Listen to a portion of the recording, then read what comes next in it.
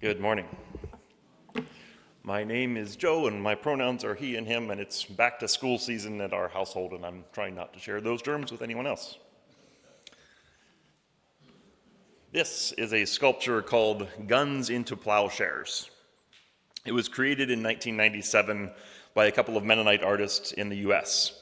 The sculpture is crafted from using metal from 3,000 guns that were reclaimed from the streets of Washington, D.C. through a gun buyback program.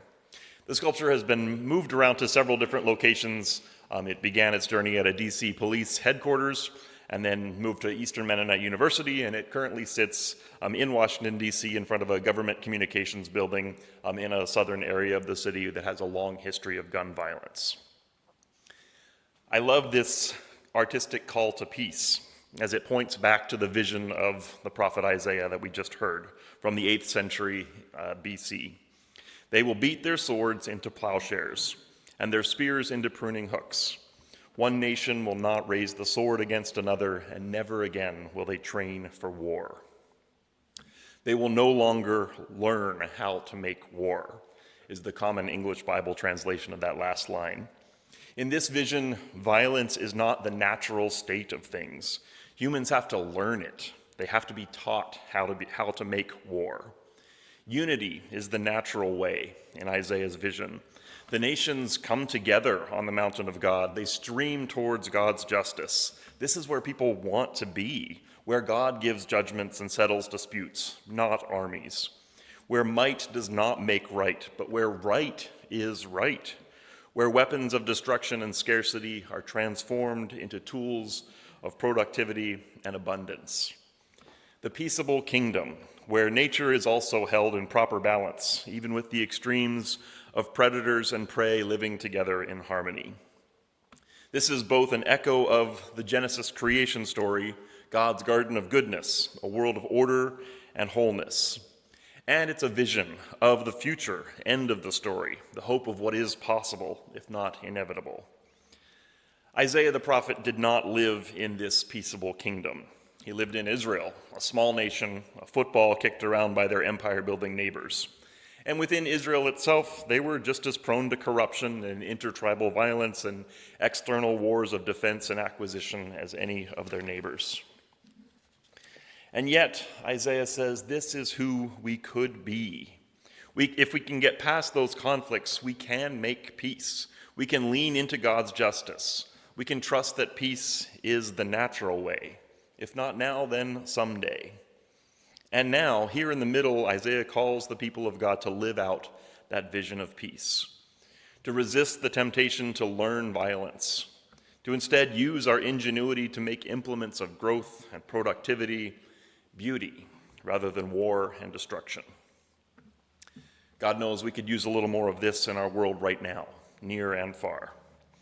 I love this vision of the peaceable kingdom, and it goes right along with the call in this season of creation, the garden of peace that we've been talking about this month, which is drawn from another vision from Isaiah 32, where guard towers and castle walls are left behind. They are transformed into open pastures and fruitful fields.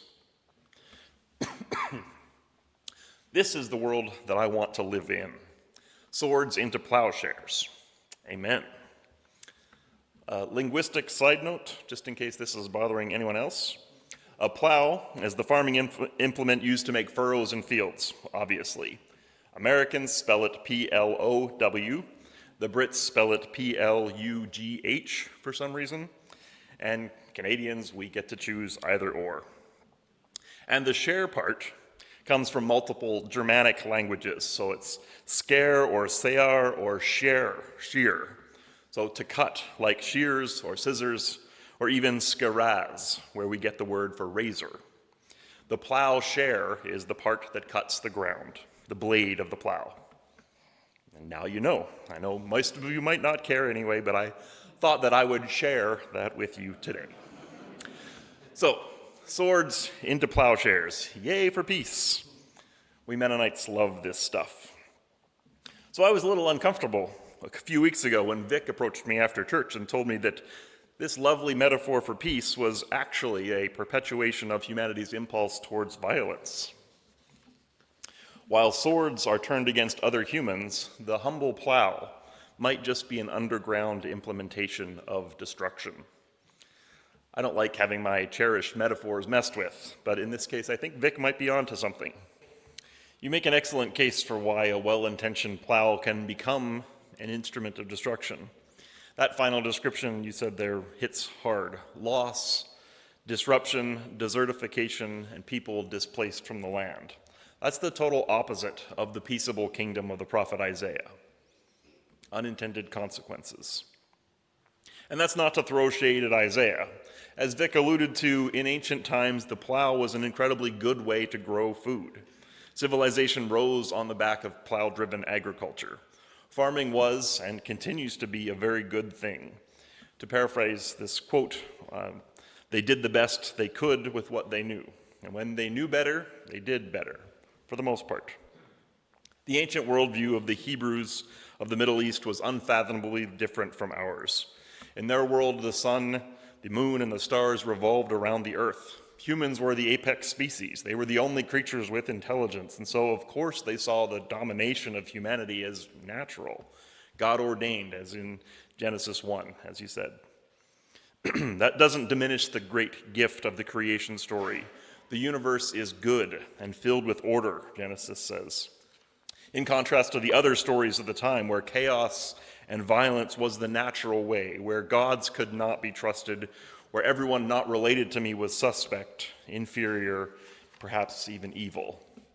Genesis says, no, a good creator God has put everything in its place, and it's all good. All of humanity, beyond tribe and nation, all people are children of Creator, called to share in the Creator's action. Caretakers in God's garden of goodness. And in that context, a plow is a great tool. To turn a sword into a plow is to return to that sacred, unifying calling of all of humanity. And now we know that plows have their limits. We know better, and so we do better. Vic is going to talk about what that means in terms of agriculture and biology. From a theological perspective, I would say that that means we have an opportunity to exercise our spiritual imaginations. In keeping with the tradition of how the Bible itself came to be, we can include what has been said, and we go beyond, using what we know to create meaning in our time. Vic has suggested that we might focus on the second line of that verse, the parallel of Hebrew poetry, swords into plowshares and spears into pruning hooks. A pruning hook, as I learned this week, is a curved blade for pruning vines, sometimes called a bill hook these days, I guess, trimming branches, that kind of thing. Is pruning less violent than plowing? I don't know. This reminds me of the machetes that have been used to destroy significant chunks of the Amazon, clearing that essential rainforest to make way for the plow. Pruning can also be violent. I'm surely not the only one who has pruned just a little bit too much and brought destruction to a plant that I was trying to help. But in the right hands, pruning shears can bring health to plants. They can cut out diseased pieces, shape the plant so that it can grow and reproduce. A pruning hook also does violence with a purpose, to bring good, even healing and wholeness. So there's a tension in there that doesn't neatly line up with my pacifism. The world is not as black and white as I would like it to be. So for that reason, I think I will keep the pruning shear and the plow. A healthy discomfort, include and transcend. And I'll suggest that we might expand the metaphor. They will beat their swords into plowshares and their spears into pruning hooks, and when the time is right, even plows can be transformed into, pruning hooks into something. What's a farming tool that doesn't do violence? A seed drill is one. I thought of gardening stakes or tomato cages, something that supports, comes alongside, gives the plant world what it needs to thrive on its own. Excuse me. So maybe a watering can, a compost bin, a fence to keep out Peter Cottontail, grain bins. It's going to take some creative engineering to get from a sword into a plow into a watering can, but it is possible. And that's the point of the metaphor, to get us to see more than one way. When your only tool is a hammer, everything looks like a nail. When you forge swords and trade for war, you will find enemies. When you mass produce plows, you will push the natural world beyond its healthy limits. So what kind of tools do we need? What do we want to make the tools that will lead us towards the kind of world that we want to live in? I appreciate working with you this week, Vic, as an agricultural theological team. I feel we've practiced some of this mutuality that we've been talking about today. Let's close in prayer. Creator God, giver of life of all shapes and sizes, sustainer of the earth we walk on, the heavens above, and the waters all around us, we are grateful. Grateful for farmers and fields, grateful for the soil and the ecosystems that nourish and sustain us, grateful for the technology and human ingenuity that brings growth and flourishing. At the same time, we lament the violence of which we are a part, violence against one another, violence against the creatures with whom we share this world, violence against the earth, our mother.